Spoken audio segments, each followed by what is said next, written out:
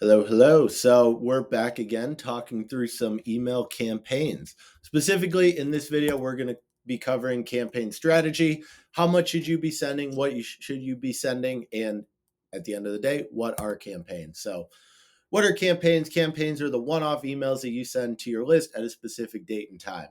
It's really easy way to get consistent, cheap traffic. Obviously, if you start taking into account ad spend on Meta, on Google, obviously your costs are going to rise. But that's the benefit of email is it's much cheaper to stay top of mind and constantly get your brand in front of your customers' faces and in front of your audience. So ideally, just keeping it kind of short. 2 to 4 campaigns per week is generally going to be the sweet spot. Depends a little bit on how big your brand is, the size, and all that. So if we go into Klaviyo right here and we go through, so we're on the homepage. This is just a dummy account for Well Copy. Do some things in here for our team. But if you go over to campaigns, you'll see this is where they'll be listed. And then if you want to go through these, you'll be able to choose which audience you're sending to, who you don't want to send to, and then it'll show the campaign. This is just a mock-up campaign that we did for Calvin Klein. Pretty cool stuff. You can put in your subject line, test, preview text, test, well copy, max, next. And then this is obviously where you would end up scheduling this. We don't have a plan, but you would hit schedule send, choose when you want it to go out, and that would be blasted out. So that's what campaigns are. Difference between campaigns and flows. Flows are automated, of course. So flows are the different automations that are set up after a criteria is met or an event occurs. So someone gets put in an added to cart flow after they put something in their cart and abandon it. So that's the difference. And then you'll see these are very solid metrics. Ideally, metrics you're looking for here on campaigns when it comes to open rates, anywhere from you ideally want to be in that 50 to 60% range, but anything over 40% is okay. Click rate, you want to be somewhere between 1 and 3%, just depends a little bit on the brand. Placed order rate above 0.1% is really ideal. And then revenue per recipient, I don't even know if I want to throw out a guideline because it depends a lot really just on the brand, kind of what we're selling. So that's going to vary a bit, but how many campaigns should you send a week? And this is probably one of the questions we get the most, but every brand is different. So let's go through a couple scenarios. 1 to 2 times per week is not going to be enough. Customers will forget about you. They're not going to get into that. They're not going to get conditioned and into that habit of opening your emails every week because they're simply not seeing you enough to make that happen. Coupled with all the other emails that they're getting, this process takes a bit of time, and 1 to 2 a week isn't going to cut it. And at the end of the day, you're leaving money on the table. If you go to 5 to 7 times per week, there are cases where this might fly, and we'll get into that in a sec. But generally what you risk here, you're going to get higher unsubscribes and upset customers. People who are leaving their lists, they're like, I don't want to hear from these guys. They constantly just spam my inbox. And obviously that's not what we're going for here. Dilutes the power of your messaging as well. It's kind of, if you're hitting someone every single day, depending on the amount of SKUs you have, the content seems to get a bit repetitive, and it at the end of the day dilutes the power of the messaging, kind of like we have up here. And the revenue will plateau a bit because you kind of reach a point just of diminishing returns. That's why the 2 to 4 times per week is really hitting the sweet spot. That's where you're going to get more revenue. Your unsubscribes are going to be manageable, but you're still staying top of mind for your customer, and you can move through all sorts of different pieces of content. And it, depending on what your team looks like, I mean, this is kind of a different factor, but just in terms of the workload, the creative standpoint, becomes a lot more manageable at 2 to 4 times per week. And then here's just a little thing right here. Sending once per week, people are going to forget who you are. They're going to be like, did I even subscribe to this guy? I probably just subscribed because I wanted a discount, but I barely even remember who they are. That's the fellow on the left. On the right, they're constantly getting content. You're top of mind. You're constantly in their inbox. They're like, oh shit, hey, I know this brand. And then you're going to stay top of mind, which is what we're going to get into right now, which is the key. The key over email is staying top of mind with your past customers. If you're in someone's face 2 to 4 times per week, they have no choice but to know who you are. Even if they don't directly open all your emails, they're still going to constantly be seeing your name. You're going to be putting your brand in front of their face. And it takes multiple touch points. It varies depending on kind of which study you read, but on average it's right around 6 to 7 touch points before someone ends up making a purchase. So they need to hear from you or see something from you 6 to 7 times. And that's why email is so effective, because you're occupying that mental real estate. And this is a great analogy here. Whenever they're going through their day, cleaning their kitchen, have a random need come up for your product, you end up being the person that they immediately turn to. Like my dad used to say this to me all the time when I was like kind of first starting out. He's like, the plumber that you're going to choose is the one knocking at your door when you have a problem. So same logic applies across the board through email.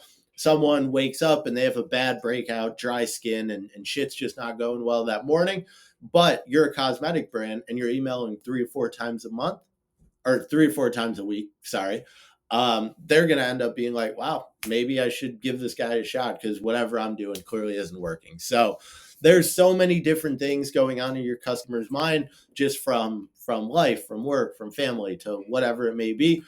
This is our piece of occupying that mental real estate, making sure they know who we are, and most importantly, remember who they are when the need arises or they're looking for our product. So sending rule of thumb, it's going to vary quite a bit, just on the brand, depending on what you're selling. But some general guidelines here, just based off size: 0 to 50K a month, two times a week is probably pretty safe.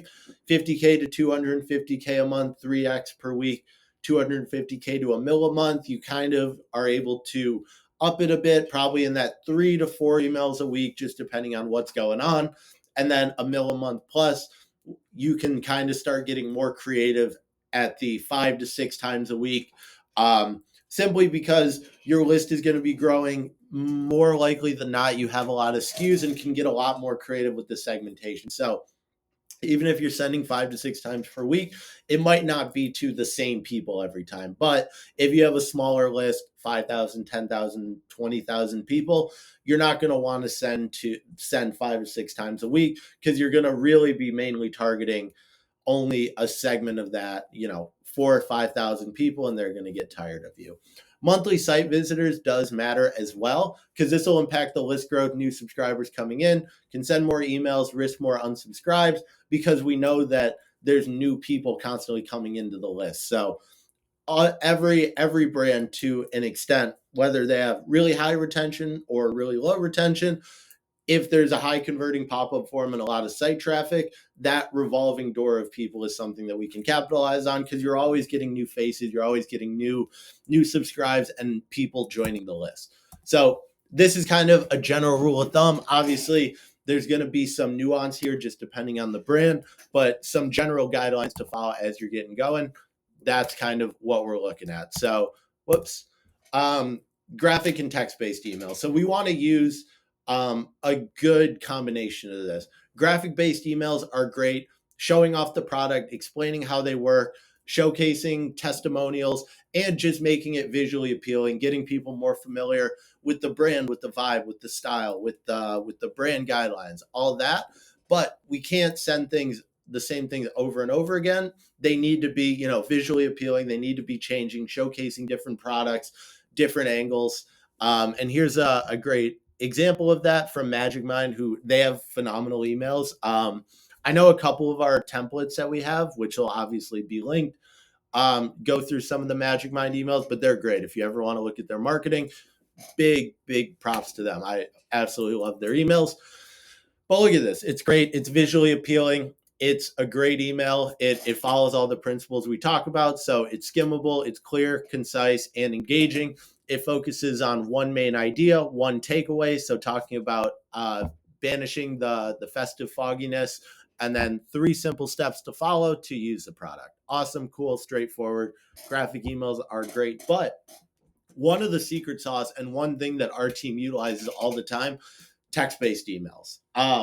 Text-based emails, they're just the nature of it, much simpler to put together.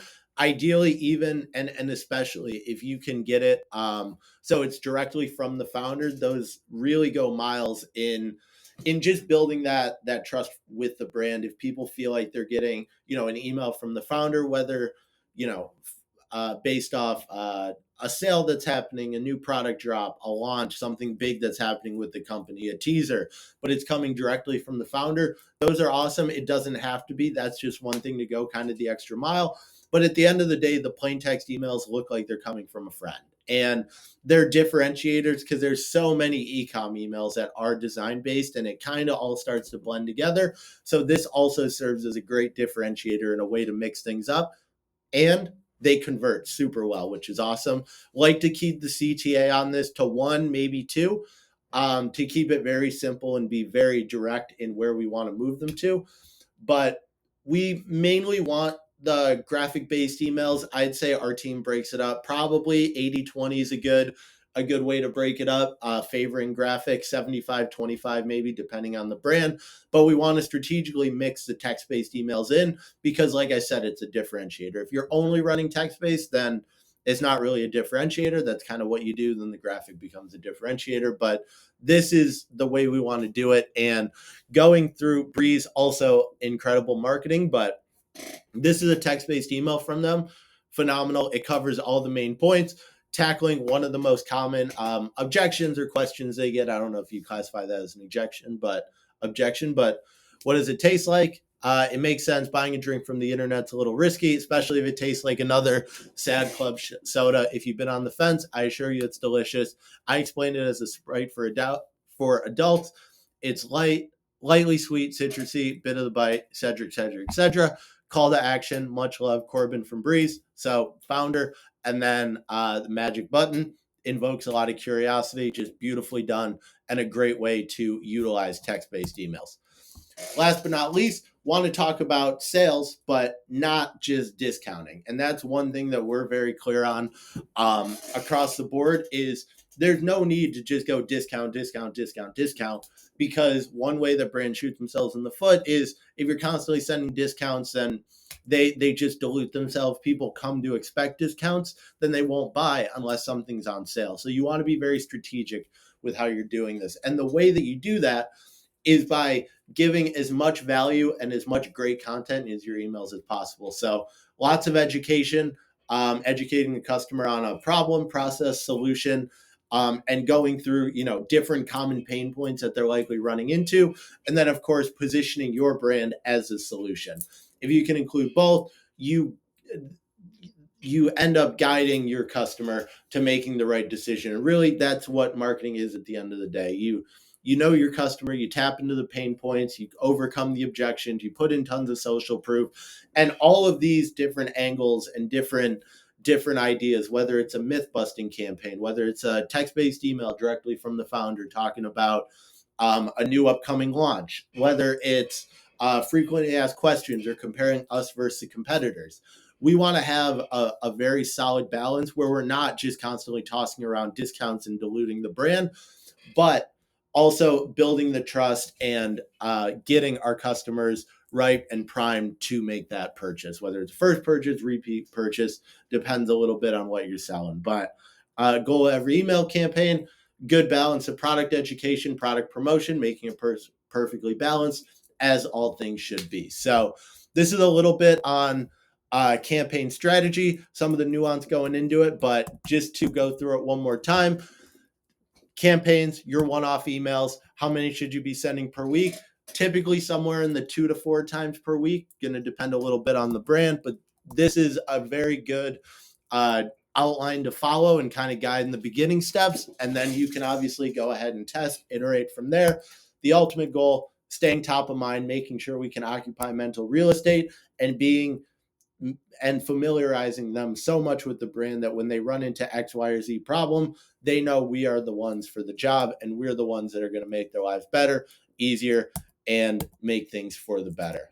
Good mix of graphic and text-based emails, making sure we have a balance there and not just tossing around discounts to dilute the brand. So hope this has been helpful. Feel free to hit us up with any questions you have off this, and we'll see you in the next one.